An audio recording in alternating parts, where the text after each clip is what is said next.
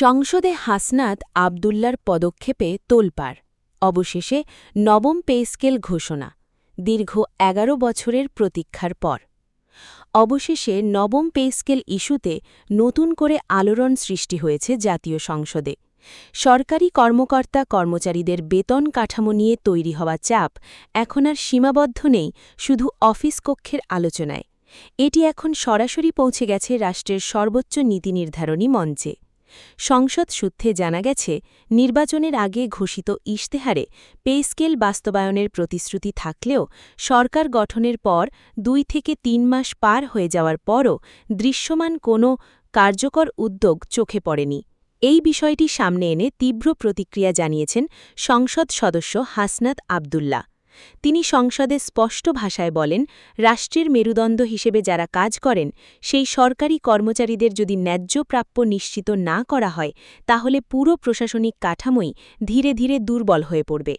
তার বক্তব্যে উঠে আসে বাস্তবতার একটি কঠিন চিত্র তিনি বলেন আজ একজন সরকারি কর্মচারী মাস শেষে বেতন পেলেও সেই বেতনে পরিবার চালানো প্রায় অসম্ভব হয়ে দাঁড়িয়েছে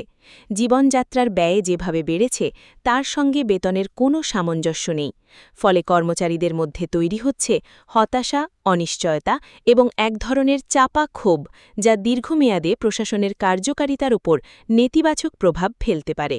এদিকে সরকারি কর্মকর্তা কর্মচারীদের একটি ঐক্যবদ্ধ প্ল্যাটফর্ম ইতোমধ্যেই প্রধানমন্ত্রীর সঙ্গে সাক্ষাতের জন্য ১৩ সদস্যের একটি প্রতিনিধি দল পাঠানোর আবেদন জানিয়েছে ২৯ মার্চ তারিখে পাঠানো এই চিঠিতে তারা নবম পে স্কেল দ্রুত গ্যাজেট আকারে প্রকাশ এবং বাস্তবায়নের জোর দাবি জানিয়েছেন শুধু তাই নয় তারা স্পষ্টভাবে জানিয়েছেন এটি আর বিলম্ব সহ্য করার মতো বিষয় নয় বরং এটি এখন সময়ের দাবি তাদের দাবির ভেতরে উঠে এসেছে বহুদিনের জমে থাকা সমস্যাগুলো পদোন্নতির জটিলতা ব্লক পোস্টে আটকে থাকা হাজারো কর্মকর্তা টাইম স্কেল এবং সিলেকশন গ্রেড বাতিল হয়ে যাওয়ার প্রভাব সবকিছু মিলিয়ে একটি অচলাবস্থা সৃষ্টি হয়েছে প্রশাসনের ভেতরে অনেক কর্মকর্তা বছরের পর বছর একই পদে থেকে যাচ্ছেন কোনো অগ্রগতি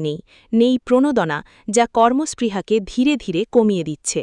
অন্যদিকে বাস্তব জীবনের চাপ তো রয়েইছে বাজারে প্রতিদিনই বাড়ছে নিত্য প্রয়োজনীয় পণ্যের দাম চাল ডাল তেল সবজি কোনোটাই আর আগের দামে পাওয়া যাচ্ছে না বাসা ভাড়া বেড়েছে চিকিৎসা খরচ বেড়েছে সন্তানদের শিক্ষা ব্যয় বেড়েছে এই সব কিছুর সঙ্গে তাল মিলিয়ে চলতে গিয়ে একজন সাধারণ সরকারি কর্মচারী এখন প্রতিনিয়ত হিসাব কষে চলছেন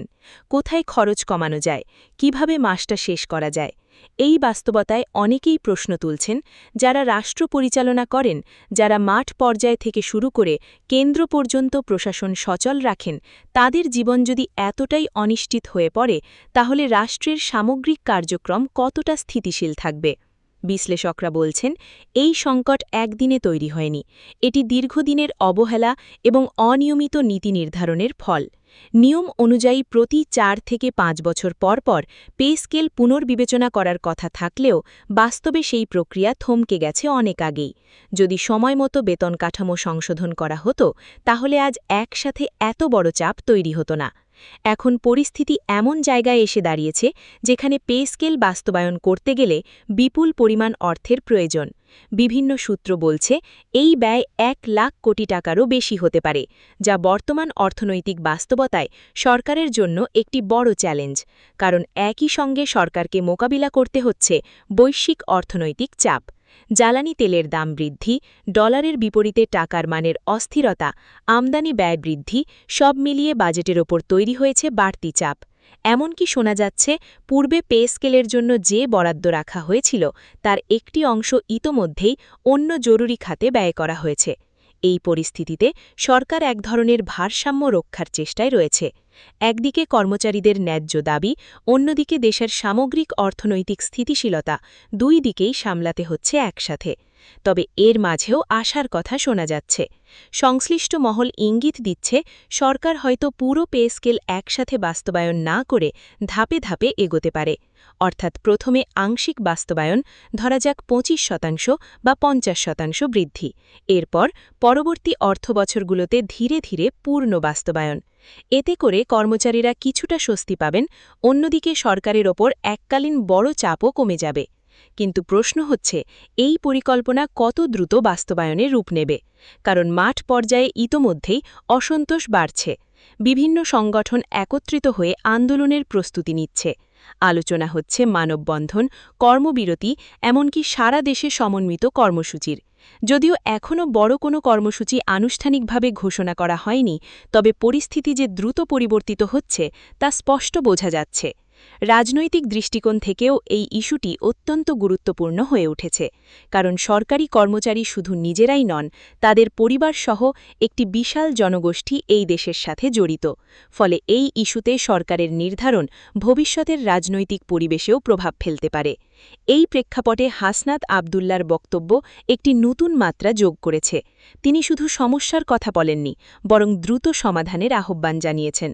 তার ভাষায় সময়ক্ষেপণ আর কোনো সমাধান নয়, বরং এখন প্রয়োজন বাস্তব পদক্ষেপ। সবকিছু মিলিয়ে এখন সবচেয়ে গুরুত্বপূর্ণ হয়ে উঠেছে আসন্ন বাজেট অধিবেশন, কারণ বাস্তবতা হচ্ছে এই ধরনের বড় আর্থিক নির্ধারণ শেষ পর্যন্ত বাজেটের মাধ্যমেই চূড়ান্ত হয়। সেখানেই নির্ধারিত হবে নবম পে স্কেল বাস্তবায়নের পথ খুলবে নাকি এটি আবারও অনিশ্চয়তার মধ্যেই পড়ে থাকবে। দীর্ঘ ১১ বছরের অপেক্ষা, এটি শুধু একটি সময় নয়, এটি হাজারো পরিবারের প্রতিদিনের সংগ্রামের প্রতিচ্ছবি।